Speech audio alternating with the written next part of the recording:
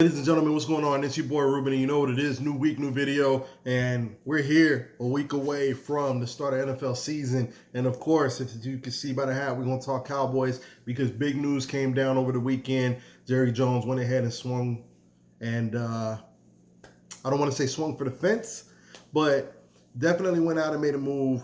Got Trey Lance, acquired him for a fourth-round pick, and there's a lot of noise about.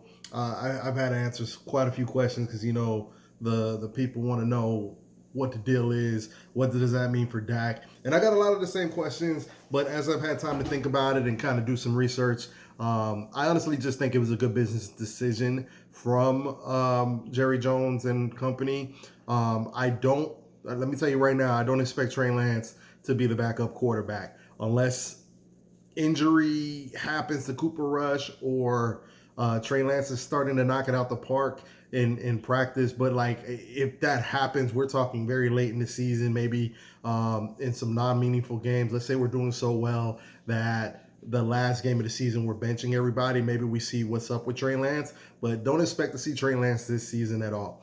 Now, I'm not going to lie to you guys and tell you, you know what, I think the world of Trey Lance and I'm really geeked about it. And I expect, a lot of great things to come from it because I'm not going to sit here and lie to you and tell you I was a Trey Lance believer. Now, I don't have anything against the kid except for the fact that we haven't really seen him play football. The guy's got 1 year of football basically, and that was in 2019, the year before COVID, when he played Division II football at North Dakota State. And now he did great.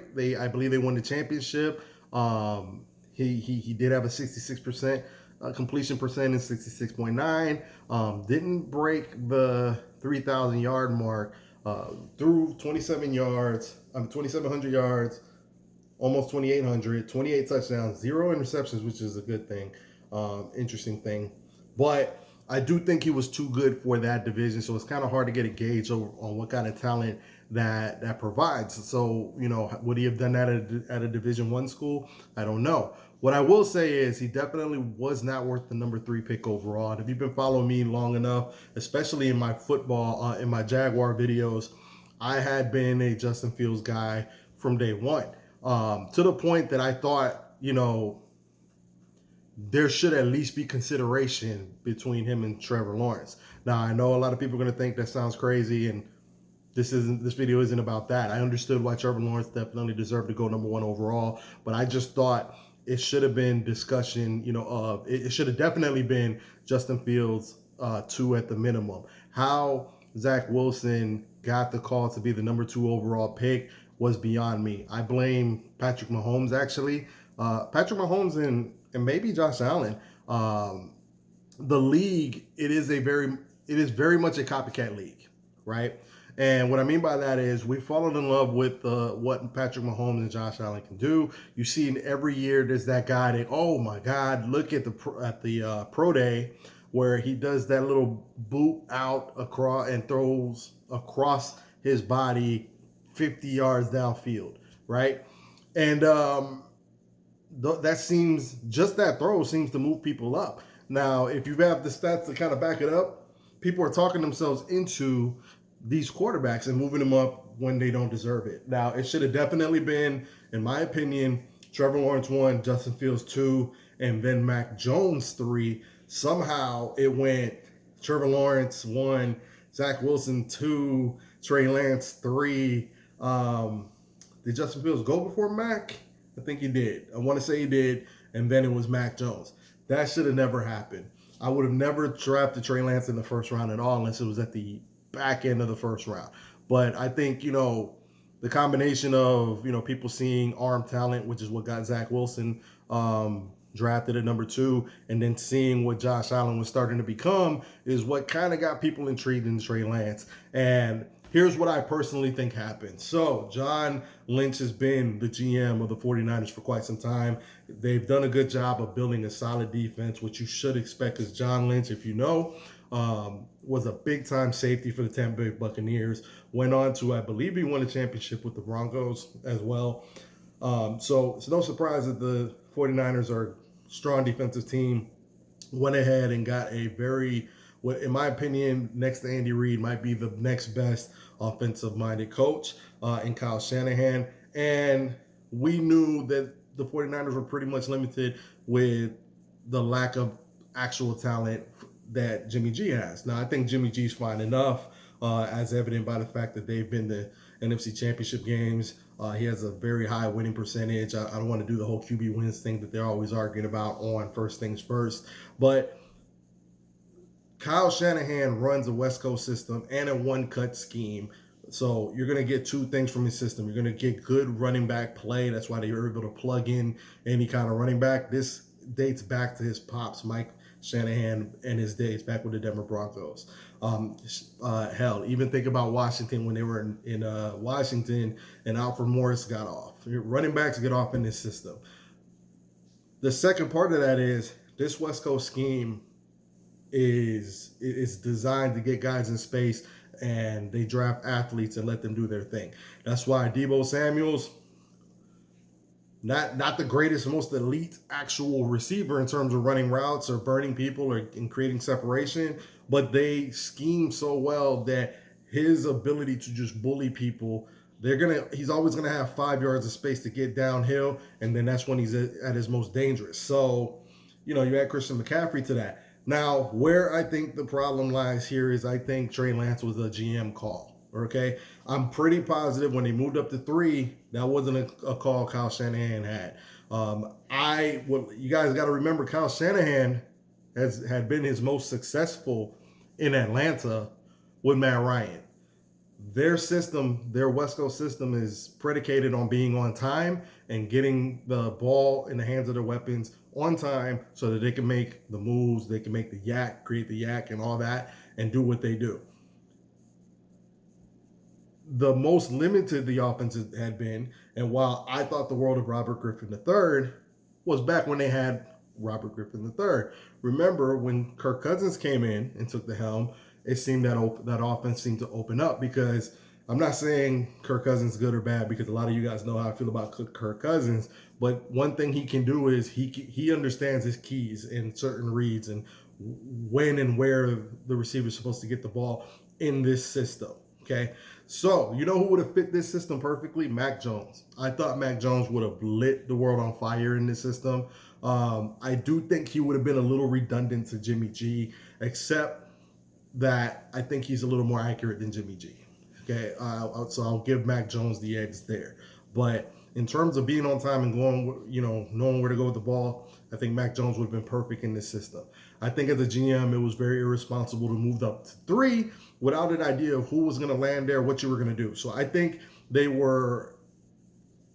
Kyle Shanahan wanted Mac Jones, and then all the heat started to come down about what they were going to do at 3 and how could you possibly move all the way up to 3, which I agree. I don't think Mac Jones would have been worth the 3 pick. However, I think it's more important to get your guy as opposed to following the wave of who thinks, is going to be where. Okay, if you move up in overdraft, as long as it's your guy, like you're gonna get critiqued, but if you want to die on that sword, make sure it's your guy. I don't think Trey Lance, based on what he does, is Kyle Shanahan's guy. I think they managed to convince Kyle Shanahan, hey, look, you're an offensive genius. This guy, I think a lot of people saw Josh Allen in Trey Lance, and that, he might not quite the big gun of an arm, but he was a big kid, mobile. If you can impart your wisdom into him, and do the kind of Patrick Mahomes model, right? This kid has all the raw tools, and we can have Jimmy G for one more year, and you can teach this kid some things. We'll be ready to roll. Here's the problem with that. The kid couldn't have been further from being NFL ready in Trey Lance. And so that was going to be a multi-year thing that they were going to have to work on, a la Jordan Love. And the second part of that problem is that team is Super Bowl ready. So trying to convince that team that they were going to have to take a step back to let Trey Lance take, the wheels the next year, it's not going to sit well with people. And I know you're probably not thinking about it, but you have to understand these are grown men making millions of dollars. There's careers on the line. It's not going to go over well in the locker room with the team. Jimmy G's winning games. Why would you take the guy that's winning games out to elevate this rookie who we don't know if he's gonna, match that kind of production in terms of getting us where we need to go? It was going to take a couple years, and some guys don't have years to wait. So I just think it was a bad plan. You got to take the NFL ready guy, and if he's not going to be NFL ready, then you have to have a multi-year plan for that. The way they've given up on Trey Lance, I think, is crazy. I think a lot of people want to give heat to Kyle Shanahan, but I really blame John Lynch for this one, and I'm a John Lynch fan. I don't think this one's on Kyle Shanahan. Judging from what Kyle Shanahan does, I can't imagine that he'd want a kid like Trey Lance who, when you look at, I will say the scouting report was he was a very cerebral kid. The problem with him was, and just the limited action I've seen, and you guys will see, he is like close to, I'm not even sure he made 60% completion percentage. I know he's only played like 4 games, but 54.9 completion percentage combined. And I know those numbers are a little skewed, but you got to be accurate in this system. So those are just my thoughts. You guys, that's all I'm really going to give you for now. Let me know what you guys think. Remember to like, subscribe, share, but definitely think that Trey Lance to the Cowboys won't be a big issue. I definitely think Jerry Jones is thinking of insurance behind Dak Prescott, because next year we got to make the decision on whether he's worth 50 mil, 55 million. Who knows what that number is going to go to after Joe Burrow signs his contract. And then next year you're going to be looking at guys like Trevor